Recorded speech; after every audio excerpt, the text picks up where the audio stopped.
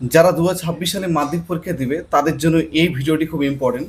তোমাদের ইংরেজি গ্রামার থাকবে 12 নম্বর। তোমরা যাতে ইংরেজি গ্রামারে 12 তুলতে পারো সেই জন্য তোমাদের জন্য আমি টোটাল গ্রামারের 20টা প্র্যাকটিস সেট দিব। এই সেটগুলো তোমরা যদি ভালোভাবে বোঝার পর খাতা লিখে প্র্যাকটিস করো, আমি আশা করছি এখান থেকে আসবে।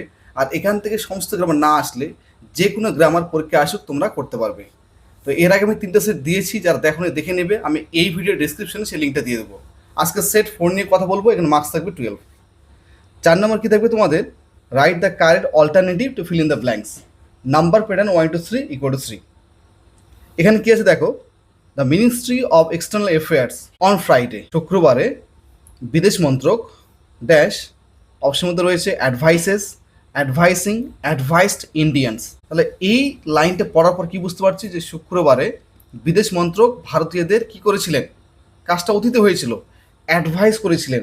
রাইট অ্যান্সার কী হবে এখানে, অ্যাডভাইসড মানে উপদেশ দিয়েছিলেন। ড্যাশ, অপশন মধ্যে রয়েছে lived, living, to live in Canada. কী হবে, যারা ক্যানাডায় বসবাস করছে, যারা বাস করছে, এখানে কী হবে, লিভিং মানে এখনও যারা বাস করছে। To remain vigilant in view of the violent anti India activities. To remain vigilant মানে সতর্ক থাকতে, কেন, ক্যানাডায় ভারত বিরোধী যে কার্যকলাপ হচ্ছে সেটার জন্য সতর্ক থাকতে বলেছে। That dash would increase, have been increasing, increased for the last 2 weeks, যেটা শেষ 2 সপ্তাহ ধরে বাড়তে আছে। একটা কাজ কিন্তু চলছে কয় সপ্তাহ ধরে, 2 সপ্তাহ ধরে। কোন টেন্স হবে, প্রেজেন্ট পারফেক্ট কন্টিনিউয়াস টেন্স। এখানে কী হবে, right answer have been increasing.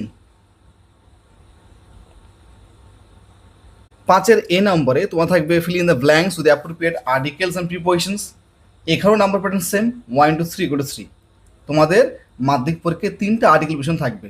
এখানে দেখো কি রয়েছে, ড্যাশ ওয়ার্ল্ড ইজ এগেইন, নির্দিষ্ট করে বোঝাচ্ছে। এখানে কী হবে, দা আর টিটা হয় বড় হাতের। দ্য ওয়ার্ল্ড ইজ এগেইন, পৃথিবী আবারও, dash the threat of the third world war, পৃথিবী আবারও তৃতীয় বিশ্বযুদ্ধের হুমকির মুখে। এখানে কী হবে, under the threat of the third world war, পৃথিবী আবারও তৃতীয় বিশ্বযুদ্ধের হুমকির মুখে। দ্য কনফ্লিক্ট, দ্বন্দ্ব বা যুদ্ধ বলতে পারো, ড্যাশ রাশিয়া অ্যান্ড ইউক্রেন, কার মধ্যে, রাশিয়া এবং ইউক্রেনের মধ্যে, যে দুইটার মধ্যে বোঝায় কী হবে, বিটুইন।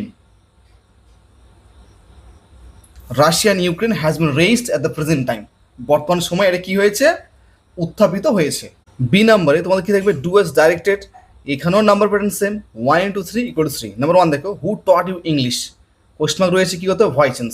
এবার যেহেতু কোশ্চেন মার্ক রয়েছে, হু থাকলে কী দিয়ে শুরু করতে হবে, ভয়েস চেঞ্জে, বাই হুম, বাই হুম। টটটা পাস্ট রয়েছে, ওয়াস ওয়ারের মধ্যে কী পাবো, were, by whom, were you. এবার টট ভালো থার্ড করা আছে, ইংলিশ। আর ভয়েস চেঞ্জে যদি শেষে কোশ্চেন মার্ক থাকে, অ্যান্সারও তোমাদের কোশ্চেন মার্ক দিতে হবে। Number 2, plastic has no death, প্লাস্টিকের কোনো মৃত্যু নেই। সেই the teacher to the students, শিক্ষক কাকে বলেছিল, ছাত্রকে বলেছিল। ন্যারেশন করতে হবে। দেখো প্রথমে কী দেওয়া আছে, প্লাস্টিক হ্যাজ নো ডেথ, এটাকে আমরা কি বলি, ডাইরেক্ট স্পিচ। আর সেটটা হচ্ছে রিপোর্টিং ভাব। এবার আমাদের সাজিয়ে নিতে হবে, অ্যান্সার এভাবে লিখতে হবে, দ্য টিচার সেট টু, এখানে যে সেট আছে, সেট টুটাকে তুলে দিয়ে কী করতে হবে, told, told the students, linker that পাওয়া যাবে। কেন, যেহেতু এখানে ডাইরেক্ট স্পিচটা, প্লাস্টিক হ্যাজ নো ডেথ, এটা হচ্ছে অ্যাসার্টিভ সেন্টেন্স, লিঙ্কার দ্যাট পাওয়া যাবে। এবার দেখো এটা চিরসত্য কিন্তু, এটা যে প্লাস্টিকের কোনো মৃত্যু নেই, সেই জন্য এখানে টেন্সে কোনো পরিবর্তন হবে না, যেটাই রয়েছে সেটাই আমাদের অ্যান্সার লিখতে হবে। That plastic has no death. Number 3, there was an unnatural silence, সেখানে একটা অকৃত্রিম নীরবতা ছিল। কী করতে হবে, কমপ্লেক্স সেন্টেন্স, জটিল বাক্য করতে হবে।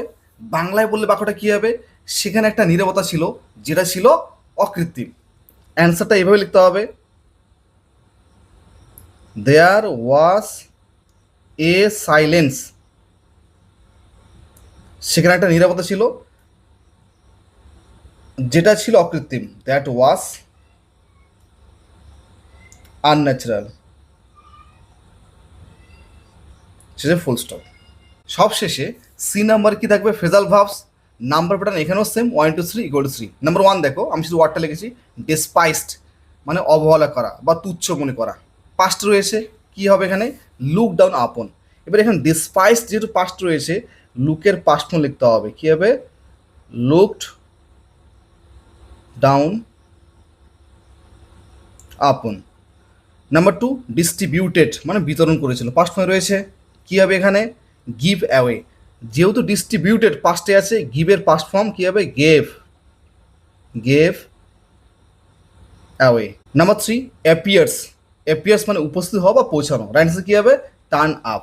এবার দেখো অ্যাপিয়ার্স এর যোগ করা আছে এখানে, অ্যান্সার আমাদের এই যে ভার্বটা এর সঙ্গে এর যোগ করতে হবে, টার্নস আপ। ভিডিওটা এই পর্যন্ত। যদি ভিডিওটা তোমাদের ভালো লাগে লাইক করো, বন্ধুদের সঙ্গে শেয়ার করো, আর মাধ্যমিকের ইংরেজি সমস্ত ইম্পর্টেন্ট ভিডিও পাওয়ার জন্য চ্যানেলটিকে সাবস্ক্রাইব করো।